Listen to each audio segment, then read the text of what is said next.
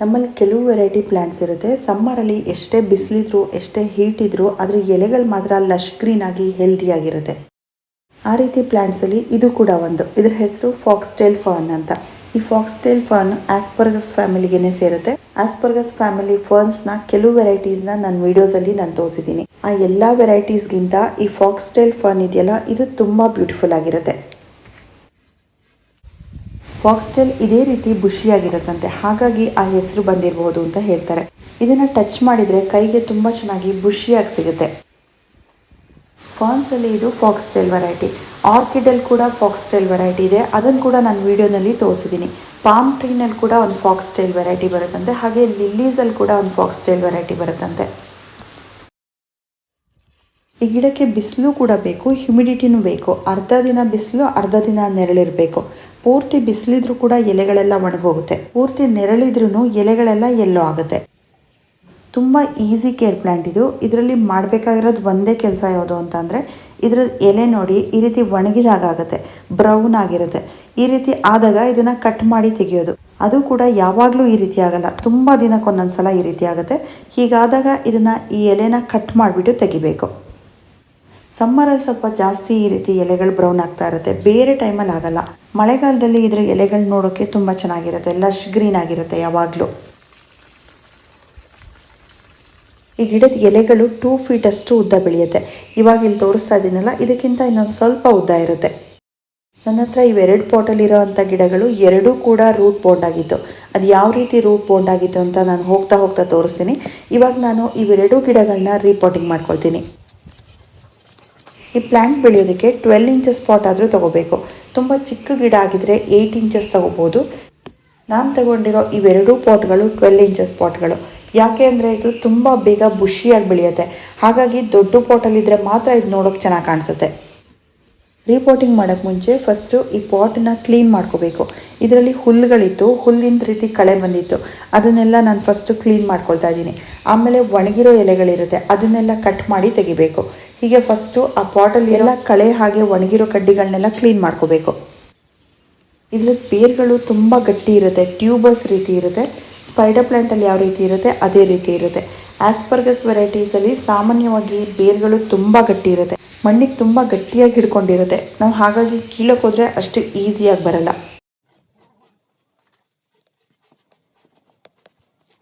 ಇದರ ಬೇರುಗಳು ಮಣ್ಣನ್ನು ಗಟ್ಟಿಯಾಗಿ ಹಿಡ್ಕೊಂಡಿರೋದ್ರಿಂದ ನಮಗೆ ಈಸಿಯಾಗಿ ಈ ಗಿಡನ ಹೊರಗಡೆ ತೆಗಿಯೋಕ್ಕಾಗಲ್ಲ. ಫಸ್ಟು ಈ ಗಿಡ ಸುತ್ತ ಇರೋ ಮಣ್ಣನ್ನು ಲೂಸ್ ಮಾಡ್ಕೋಬೇಕು, ಮೇಲ್ಗಡೆ ಇರೋ ಮಣ್ಣನ್ನು ತೆಗೆದು ಆಮೇಲೆ ಈ ಗಿಡನ ತೆಗಿಬೇಕು.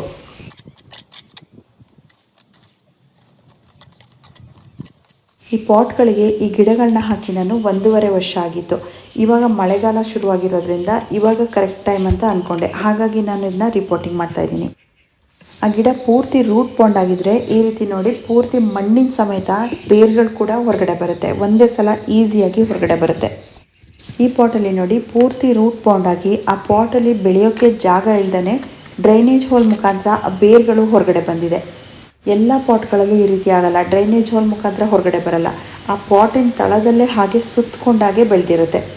ಬೇರುಗಳು ಡ್ರೈನೇಜ್ ಹೋಲಲ್ಲಿ ಸಿಕ್ಕಾಕೊಂಡಿರೋದ್ರಿಂದ ಈ ಪಾಟಿಂದ ನಾನು ಈ ಗಿಡನ ಹೊರಗಡೆ ತೆಗಿಯೋಕ್ಕಾಗ್ತಾಯಿಲ್ಲ.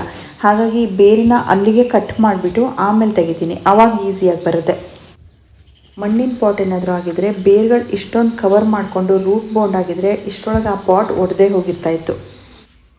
ಈ ರೀತಿ ಮಣ್ಣನ್ನು ಪೂರ್ತಿ ಕವರ್ ಮಾಡಿಕೊಂಡು ಬೇರುಗಳು ಬೆಳೆದಾಗ ಇದನ್ನು ರೂಟ್ ಬೌಂಡ್ ಅಂತ ಹೇಳ್ತಾರೆ. ಇಷ್ಟೊಂದು ಬೇರುಗಳು ಬೆಳೆದಾಗ ನಾವು ರೀಪಾಟಿಂಗ್ ಮಾಡಲೇಬೇಕಾಗುತ್ತೆ, ಇಲ್ಲಾಂದರೆ ಗಿಡದ ಗ್ರೋತ್ ಆಗಲ್ಲ.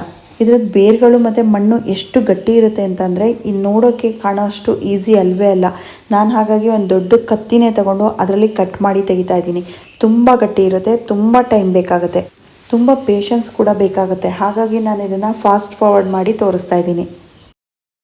ಈ ರೂಟ್ಸ್ ಇದೆಯಲ್ಲ, ಇದನ್ನು ನೀವು ಡಿವೈಡ್ ಮಾಡಿಬಿಟ್ಟು ಸೆಪ್ರೇಟ್ ಮಾಡಿಬಿಟ್ಟು ಕೂಡ ನೆಡ್ಬೋದು.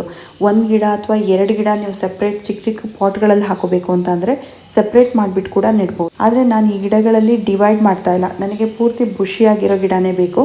ಹಾಗಾಗಿ ಇದೇ ಗಿಡನ ಪೂರ್ತಿ ಇಡಿಯಾಗೆ ನೆಡ್ತಾ ಇದ್ದೀನಿ.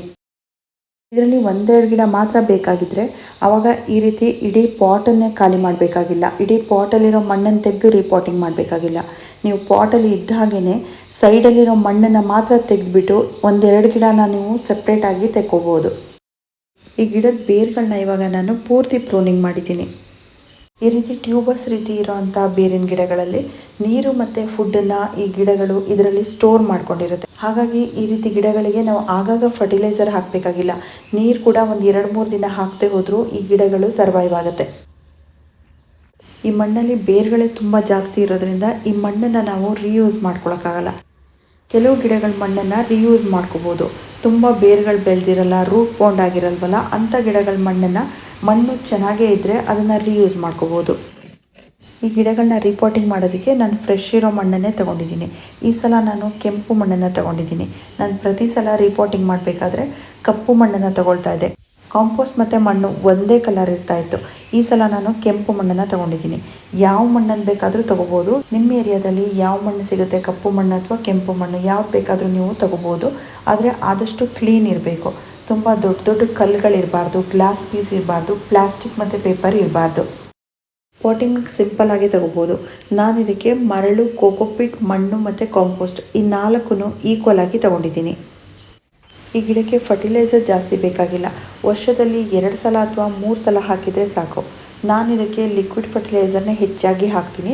ಯಾಕೆ ಅಂದರೆ ಇದ್ರ ಬೇರುಗಳು ತುಂಬ ಗಟ್ಟಿ, ಮಣ್ಣು ಕೂಡ ತುಂಬ ಗಟ್ಟಿ ಇರೋದ್ರಿಂದ ಲಿಕ್ವಿಡ್ ಫರ್ಟಿಲೈಸರ್ ಹಾಕಿದಾಗ ಪೂರ್ತಿ ಬೇರುಗಳಿಗೆಲ್ಲ ಸರಿಯಾಗಿ ಹೋಗುತ್ತೆ ಅನ್ನೋದಕ್ಕೋಸ್ಕರ ನಾನು ಲಿಕ್ವಿಡ್ ಫರ್ಟಿಲೈಸರ್ ಹಾಕ್ತೀನಿ. ಇದಕ್ಕೆ ಹೆಚ್ಚಾಗಿ ನಾನು ಸೀವಿಡ್ ಫರ್ಟಿಲೈಸರ್ನ ಹಾಕ್ತೀನಿ. ಎರೆಹುಳು ಗೊಬ್ಬರ ಮತ್ತು ದನದ ಗೊಬ್ಬರನ ಕೂಡ ಒಂದು ಇಡೀ ದಿನ ನೀರಲ್ಲಿ ನೆನೆಸ್ಬಿಟ್ಟು ಅದನ್ನು ಕೂಡ ಇದಕ್ಕೆ ಹಾಕ್ಬೋದು.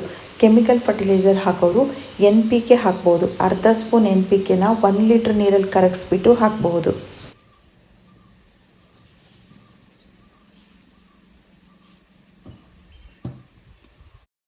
ಇನ್ನು ನೀರಿನ ಬಗ್ಗೆ ಹೇಳೋದಾದರೆ ರೆಗ್ಯುಲರ್ ಆಗಿ ನೀರು ಹಾಕಬೇಕು ಅಂತ ಇಲ್ಲ. ಎವ್ರಿ ಆಲ್ಟರ್ನೇಟಿವ್ ಡೇಸ್ ನೀರು ಹಾಕ್ಬೋದು. ವಿಂಟರಲ್ಲಿ ಮಾತ್ರ ವಾರದಲ್ಲಿ 2 ಸಲ ಮಾತ್ರ ನೀರು ಹಾಕಬೇಕು. ಸಮ್ಮರಲ್ಲಿ ನೀರನ್ನು ನೋಡ್ಕೊಂಡು ಹಾಕಬೇಕು. ಹೀಟ್ ಎಷ್ಟಿದೆ ನೋಡ್ಕೊಂಡು ಹಾಕಬೇಕು. ಎಲೆಗಳು ತುಂಬ ಡ್ರೈ ಆಗ್ತಾಯಿದ್ರೆ ಮಾತ್ರ ಡೈಲಿ ಹಾಕಬೇಕು. ನಾನು ಮಳೆಗಾಲದಲ್ಲಿ ಇದರ ಎಲೆಗಳು ಯಾವಾಗಲೂ ಹಸಿರಾಗಿರಬೇಕು ಅನ್ನೋದಕ್ಕೋಸ್ಕರ ಮಳೆ ನೀರನ್ನು ಮಾತ್ರ ಈ ಗಿಡಗಳಿಗೆ ಹಾಕ್ತೀನಿ. ಈ ಗಿಡದ ಪ್ರೊಪಗೇಷನ್ ಮಾಡೋದಕ್ಕೆ ಇನ್ನೂ ಒಂದು ಮೆಥಡ್ ಇದೆ. ಈ ಗಿಡದಲ್ಲಿ ಸೀಡ್ಸ್ ಆಗುತ್ತೆ. ತುಂಬ ಚಿಕ್ಕದಾಗಿ ಹೂ ಬರುತ್ತೆ. ಆ ಹೂವು ಆಮೇಲೆ ರೆಡ್ ಕಲರ್ ಚಿಕ್ಕ ಕಾಯಿ ಆಗಿರುತ್ತೆ. ಅದನ್ನು ಬೆರೀಸ್ ಅಂತ ಹೇಳ್ತಾರೆ. ಇದು ಈ ಗಿಡದ್ದು ಸೀಡ್ಸ್. ಆ ಸೀಡ್ಸ್ನ ಹಾಕ್ಬಿಟ್ಟು ಕೂಡ ಇದನ್ನು ಬೆಳೀತಾರೆ. ಈ ಗಿಡದ ಮೇಂಟೆನೆನ್ಸ್ ಎಷ್ಟು ಈಸಿ ಅಂದರೆ ಈ ಗಿಡಕ್ಕೆ ಯಾವುದೇ ರೋಗ ಆಗಲಿ ಹುಳುಗಳಾಗಲಿ ಬರಲ್ಲ. ಈ ಗಿಡನ ಪಾಟ್ಗಳಲ್ಲಿ ಮಾತ್ರ ಅಲ್ಲ, ಲ್ಯಾಂಡ್ಸ್ಕೇಪ್ ಗಾರ್ಡನ್ನಲ್ಲಿ ನೆಲದ ಮೇಲೆ ಕೂಡ ಹಾಕ್ತಾರೆ. ಗ್ರೌಂಡಲ್ಲಿ ಕೂಡ ಈ ಗಿಡನ ಹಾಕ್ತಾರೆ. ತುಂಬ ಬುಷಿಯಾಗಿ ಬೆಳೆಯುತ್ತೆ. ವರ್ಷ ಪೂರ್ತಿ ಹಸಿರಾಗಿರೋ ಅಂಥ ಎಲೆಗಳಿರೋ ಈ ಗಿಡ ನನಗೆ ತುಂಬ ಇಷ್ಟವಾದ ಗಿಡ. ಈ ವಿಡಿಯೋ ನಿಮಗೆಲ್ಲ ಇಷ್ಟ ಆಯಿತು ಅಂದ್ಕೊಳ್ತೀನಿ. Thank you for watching.